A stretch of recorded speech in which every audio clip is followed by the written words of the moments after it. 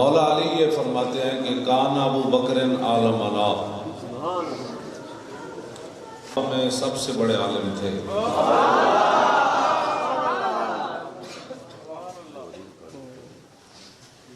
سب سے بڑے عالم۔ اب نبی علیہ السلام قبیلہ بنی عمرو بن عوف کے درمیان صلح کرانے کے لیے تشریف لے گئے۔ نماز عصر کا ٹائم ہو گیا۔ حضرت بلال سیدنا صدیق اکبر کے پاس آئے کہ نماز کا ٹائم ہو گیا اور نبی علیہ السلام قبیلہ کے درمیان صلح کرانے کے لیے تشریف لے گئے، تو اتسلی فاقیما، کیا آپ نماز پڑھائیں گے، میں اقامت کہوں؟ سیدنا صدیق اکبر نے فرمایا کہ ہاں آپ اقامت کہیں، میں نماز پڑھاؤں گا۔ جب سیدنا صدیق اکبر نماز پڑھانے کے لیے کھڑے ہو گئے مصلی رسول پر، اور پیچھے حضرت عمر کھڑے ہیں، عثمان غنی کھڑے ہیں، مولا علی کھڑے ہیں، حضرت بلال خود کھڑے ہیں، حضرت ابو عبیدہ بن جراح کھڑے ہیں، حضرت زبیر بن عوام کھڑے ہیں، عبد الرحمن بن عوف کھڑے ہیں، سعد بن ابی وقاص کھڑے ہیں، بڑے بڑے شیر صحابہ پیچھے کھڑے ہیں۔ مقتدی وہ ہیں اور امام جو ہے وہ سیدنا صدیق اکبر ہے۔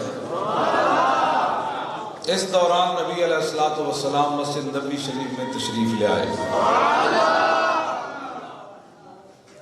اب جب حضور تشریف لے آئے تو صحابہ کرام نے اپنے ہاتھ پہ ہاتھ مارنا شروع کر دیا، یا تصفیق عربی زبان میں یا تو اس کو کہتے ہیں یا پھر اس کو کہتے ہیں۔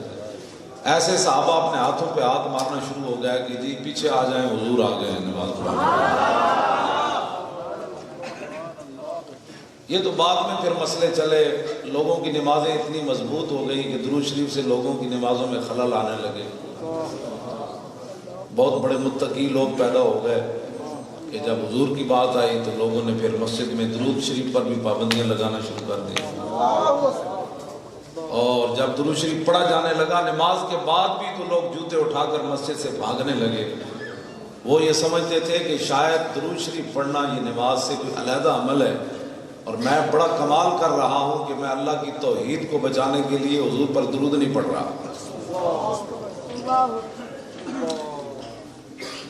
یہ بعد میں عقیدے گھڑے گئے اب بھی مسلمانوں میں۔ اقبال کہتا ہے سبب اس کا کچھ اور ہی ہے جس کو تو خود سمجھتا ہے، زوال بندہ مومن کا بے زری سے نہیں۔ مسجد نبوی شریف میں یہ جماعت ہو رہی ہے، افضل الخلق بعد الرسل آگے کھڑے ہیں، صحابہ مقتدی ہیں، امام الانبیاء تشریف لے آئے۔ جب حضور پچھلی صف میں تشریف لے آئے نا تو ایک صحابی ایسے ہو گئے، دوسرے ایسے ہو گئے، حضور چلتے چلتے پہلی صف میں تشریف لے گئے۔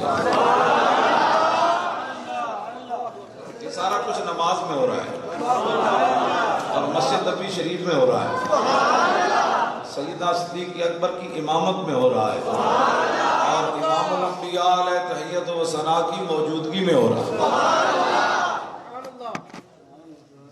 جب پہلی صف میں میرے آقا تشریف لے گئے نا تو التفتا، صدیق اکبر توجہ کی کہ یہ مسجد کے اندر یہ آواز جو ہے بلند ہو رہی ہے۔ فلما اکثر الناس التصفیقہ، جب صحابہ نے بلند آواز سے زیادہ ہاتھ ایسے ایسے شروع کیے تو التفتا، صدیق اکبر نے اپنے آنکھوں کے کونوں سے پیچھے دیکھا اور نماز کے اندر دیکھا۔